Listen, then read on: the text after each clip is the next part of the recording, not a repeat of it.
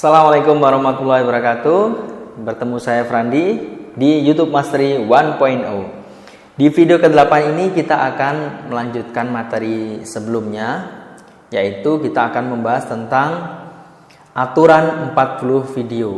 Bagaimana penjelasannya? Mari simak video berikut ini.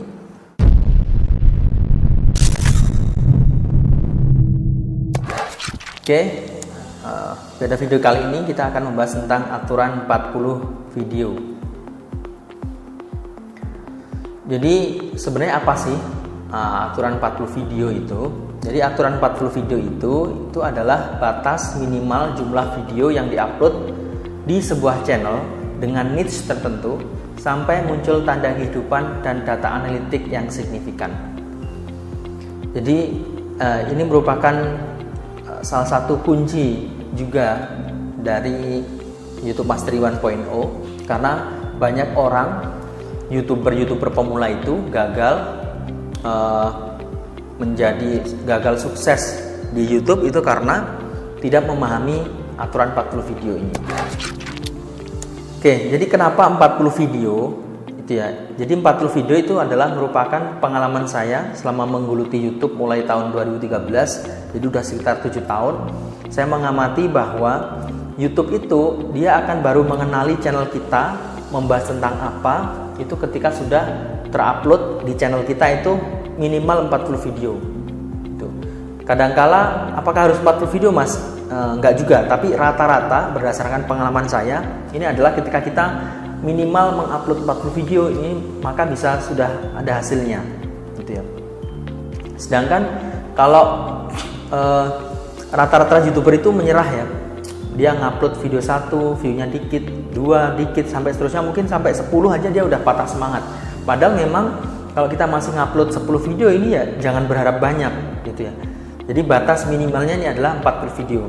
Dengan ada kerangka ini, nanti harapannya kita sebagai YouTuber, apalagi teman-teman yang baru memulai, ini tenang-tenang aja. Wah, viewer saya masih dikit, oh tenang, masih 10 video. Viewer saya sedikit, oh tenang, masih 20 video, dan seterusnya. Jadi ketika kita sudah mengupload 40 video, ini ketiga traffic source utama dari YouTube. Kalau kita bicara masalah traffic source, itu ada 3 terbesar, yaitu browse feature, kemudian YouTube search, dan juga suggest video.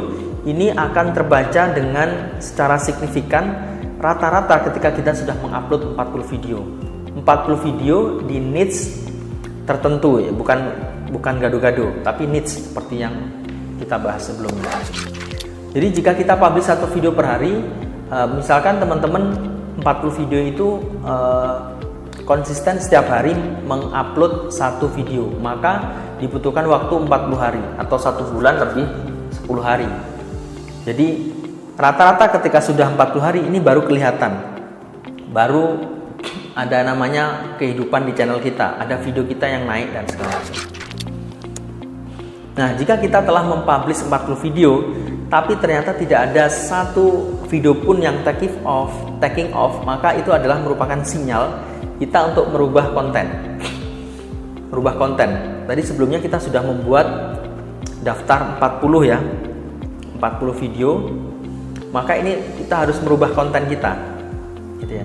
Jadi taking off itu apa? Itu adalah video yang mendapatkan jumlah view yang mirip dengan video lain di sebuah niche, atau video mencapai jumlah view minimal 10.000. Jadi kalau saya sinyalnya adalah ketika kita sudah ngupload 40 video tapi tidak ada satupun video kita itu yang view-nya mencapai minimal 10.000 view, maka itu adalah sinyal untuk merubah konten kita. Aturan yang kedua itu adalah kita jangan sampai berhenti mengupload video sampai benar-benar terpublish 40 video, gitu. Karena haram hukumnya mengambil kesimpulan sebelum 40 video berhasil terpublish di sebuah channel. Seperti yang saya sampaikan tadi, kita nggak boleh mengambil kesimpulan dengan cepat sebelum mengupload 40 video, gitu ya. Karena bukan berarti konten kita nggak bagus, bukan berarti konten kita ini nggak diminati pasar, diminati netizen, tapi karena memang YouTube belum mengenali channel kita ini membahas apa, gitu ya. Jadi untuk YouTube mengenali itu butuh proses, butuh konten, butuh konsistensi metadata, dan butuh waktu. Sehingga harapannya ketika sudah mengupload 40 video atau 40 hari, ini YouTube sudah bisa mengidentifikasi sehingga dia bisa mempromosikan video-video kita melalui browse feature maupun suggested video dan juga penelusuran YouTube. Terus jika sudah terpublish 40 video tetapi belum ada video yang taking off, maka yang dirubah adalah konten videonya atau keywordnya, bukan niche-nya. Contoh, teman-teman niche-nya kemarin adalah misalkan tentang diet ya, tentang diet. Sudah mengupload 40 video tentang bahas diet semua. Tapi ternyata kok nggak ada yang taking off, tidak ada salah satu video itu yang view-nya sudah di atas 10.000 atau sudah mencapai 10.000, maka itu adalah sinyal untuk segera merubah konten. Bisa jadi proses kita yang awal dulu dalam riset konten, riset kata kunci itu ada yang nggak benar. Biasanya seperti itu paling besar. Tapi kalau biasanya kita benar dalam riset kata kunci dan segala macam, itu biasanya ketika 40 video itu selalu ada yang taking off. Video kita ada yang mencapai 10.000. Nah, kalau tidak ada, yang dirubah bukan niche-nya, sekali lagi. Jadi bukan berarti kalau niche kita diet, kemudian nggak sukses, kita berubah. Nah, ini nggak boleh. Tapi yang dirubah adalah keywordnya. Kita ngerubah, oh ini mungkin keywordnya persaingan udah terlalu besar dan segala macam gitu ya. Itu yang dirubah adalah keywordnya, kata kuncinya, judul videonya. Kita merubah, kita membuat 40 video lagi yang akan kita produksi.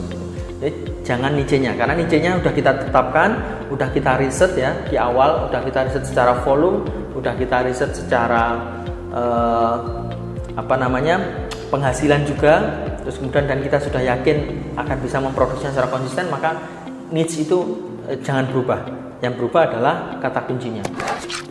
Nah, aturan yang keempat dari aturan 40 video ini adalah jika proses riset pasar kita dalam memilih niche, kemudian kita meriset kata kunci, maka berdasarkan pengalaman saya selalu ada video taking off. Ketika kita sudah mengupload 40 video di channel kita, selalu ada yang taking off gitu ya. Jika tidak, maka tadi mungkin ada kesalahan. Bisa jadi ada kesalahan. Kemudian yang kelima, di aturan 40 video ini juga, jadi ada mungkin beberapa channel yang perkembangan cepat. Dia tidak membutuhkan waktu lama dan hanya sedikit video terpublish sudah ada yang taking off. Artinya gini, 40 video itu dia adalah minimal. Bisa cepat, bisa lebih lambat. Kalau tadi lambat mungkin ada proses yang salah. Nah, ini terjadi sebaliknya, terlalu cepat. Jadi misalkan kita masih ngupload 10 video, ternyata langsung ada yang video kita yang trending. Nah, ini alhamdulillah. Artinya berarti nggak harus 40 video gitu, bisa jadi lebih cepat. Saya sering kali beberapa channel saya yang masih ngupload 10, 15 itu sudah ada yang taking off, udah ada yang trending, ratusan ribu viewer dan segala macam, sehingga subscribernya naik dan ini berarti sinyal bagus, artinya konten kita sudah tepat.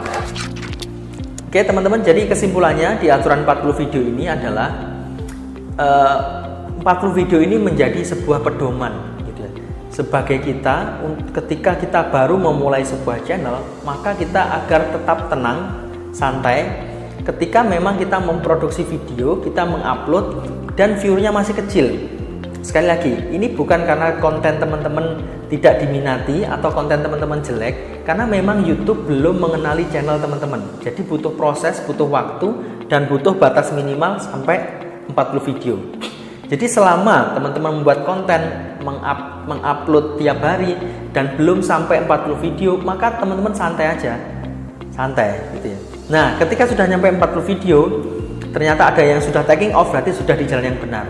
Nanti selanjutnya PR-nya adalah bagaimana melejitkan sebuah channel, bagaimana menggrowthkan agar lebih cepat perkembangannya. Nah, tapi ketika kita sudah mengupload, sudah mempublish 40 video tersebut dan ternyata masih belum ada video satu pun yang take off, maka ini adalah sinyal kita merubah strategi konten. Sekali lagi ya, merubah strategi konten, bukan merubah niche ya. Jadi yang dirubah adalah kontennya. Oke, mungkin begitu di video kali ini tentang aturan 40 video. Semoga bermanfaat. Sampai jumpa di video selanjutnya YouTube Mastery 1.0.